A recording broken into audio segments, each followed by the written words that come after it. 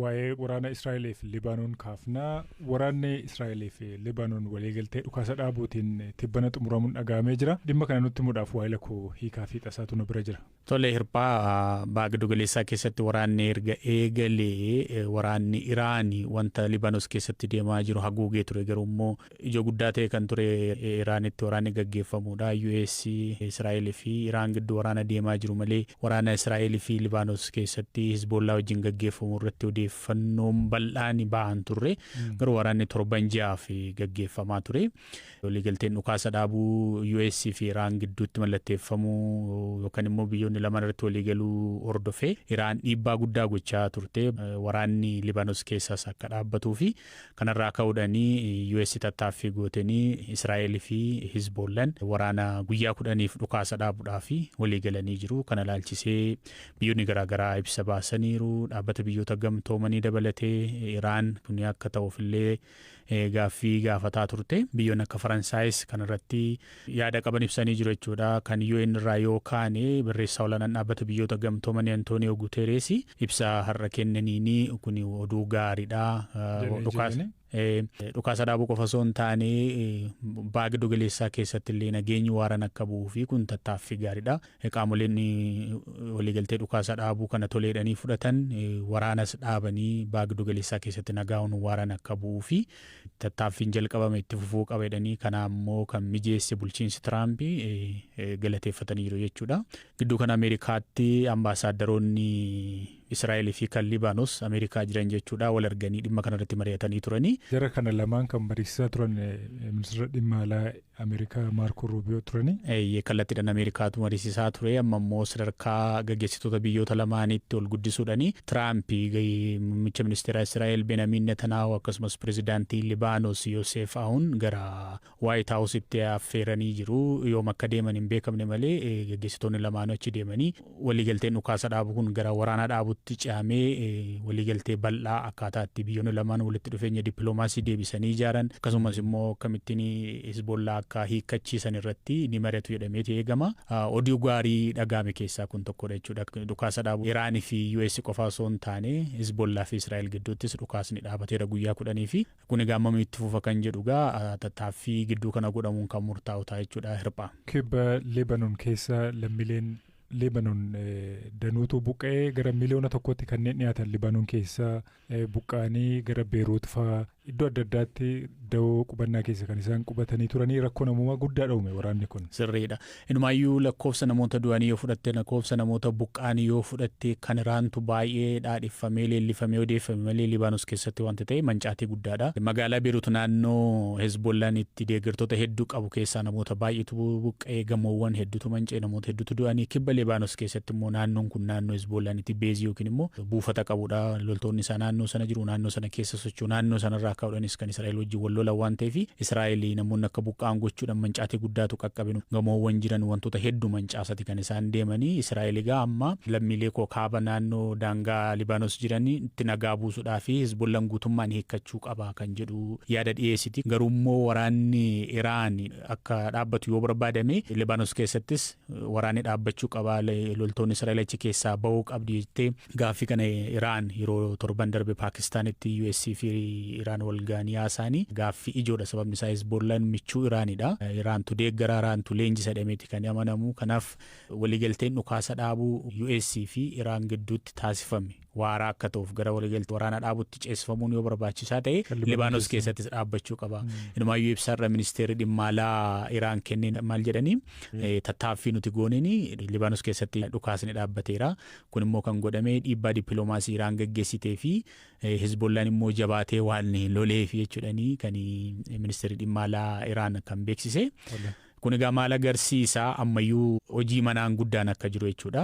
Dhukaasatu dhaabbate malee waraanni hin dhaabbanne Hizbollaan akkamtaa kan jedhu ammayyuu gaaffii guddaadha. Miidiyaaleen Israa'eel akka beeksisanitti waraanni Israa'eel ofiisaatii Hizbollaa eekkachiisuu akka hin dandeenye qorannoo yookiin xinxaalaa mootummaadhaaf dhiyeesse kan jedhu gabaasni jira. Gama biraan immoo har'a miidiyaan Israa'eel tokko Jerusalem Post kan jedhamu akka beeksisetti tattaaffii yookiin immoo hojii Hizbollaa hiikkachisu US itti dabartee akka fudhattu jechuudha. Kana gochuun tariitii kallattiidhanis yoo ta'uu baate mootummaa Libaanos wajjin ta'uudhaanii akkaataatti Hizbollaan hiikkachuu danda'u tariitii siyaasa Libaanos keessatti Hizbollaan hammatamee wanta gaaffiinsaa keessa gaaffii siyaasaa qabaate gaaffii madaala kaasuu qaba jedhamee yoo yaadame siyaasa Libaanos keessatti hammachuudhaanii akkaataatti gaaffiin Hizbollaa deebi'uu fi hidhannoo hiikkachiisuu danda'amu irratti tariitii kallattiidhaan US gidduu seentee Hizbollaa hiikkachiisuu itti darbitee fudhatte kan jedhudha. Gabaasa kana BBC'n mirkaneeffanne garuu miidiyaaleen Israa'el akkas jechaa jiru. Kanaadha kan deemaa jiru hirphaa. Hiikaa fi tasaa waa'ee dhukaasa dhaabuu Israa'el fi Libaanoon gidduutti tibbana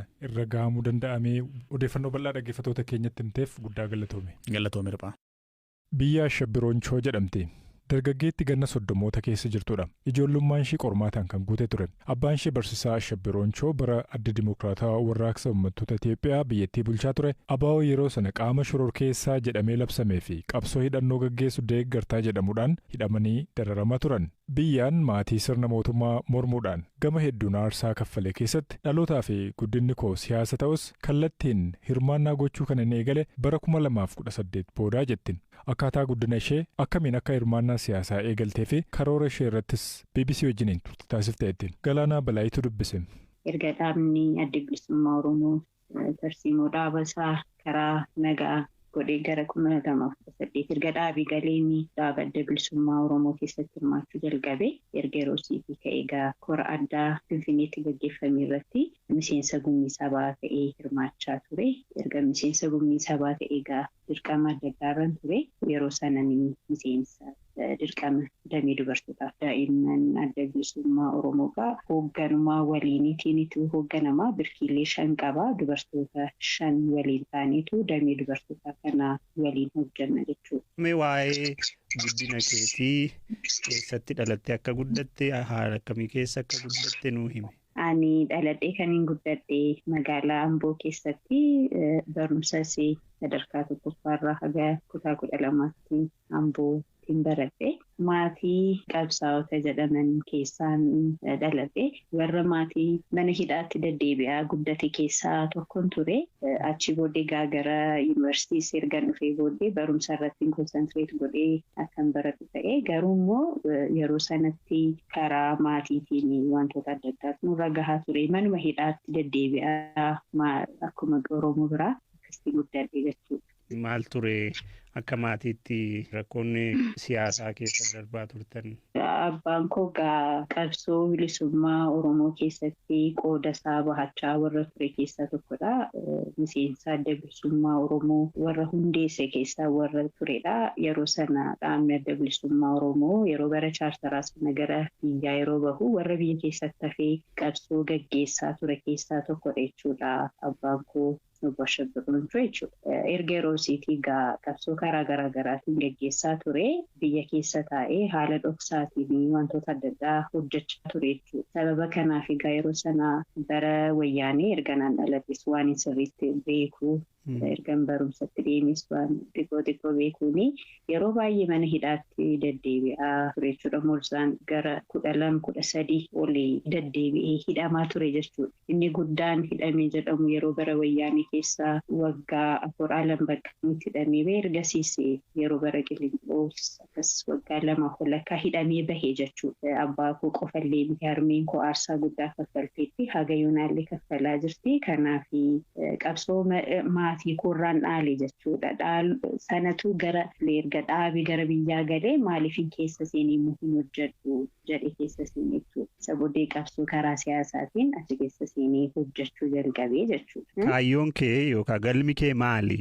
Sochii siyaasaa kana keessatti. Inni guddaan ergan dirqama fudhee wanti guddaan irratti hojjechaa ture keessaa inni jalqabaa dubartootni gumii sabaa keessatti baay'achuu qabu. Shanee gumii keessatti galuu qabu isa jedhu.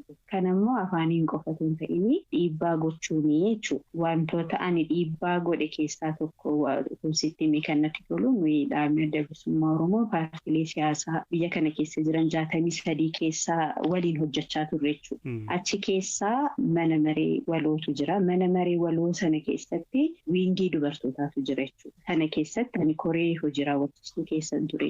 Dubartoota 5 taanee paartiilee 5 waliin hojjechaa turre. Yeroo sana wanta guddaa hojjenne jedhee yaadu boordii filannoodhaa fi diraaftii tokko dhiyeessine jechuudha. Diraaftiin sun maanni paartiin biyya kana keessa jiru dubartoota parsantii 30 yoo qabaachuu baate akka paartii ta'e akka waan jedhu jechuudha. Dhiibbaa gochaa ture. Yeroo sana boordiin filannoos murkaa fuudhee paarlaamaadhaaf dhiyeessee paarlaamaanii paartiileen siyaasaa biyya kana keessa jiranii parsantii 20 yoo qabaachuu baatan paartii siyaasaa ta'anii akka galmoof dhorkee wanti sun ragga'eera jechuudha. Kanaaf dhiibbaa kan goonu karaa sanas karaa kanas jechuudha. Kanaaf dubartootni gumii sabaa keessatti baay'achuu qabu. Shanee komii keessatti akka argaman barbaada. Biyya isaaniitiif Oromiyaatiif akka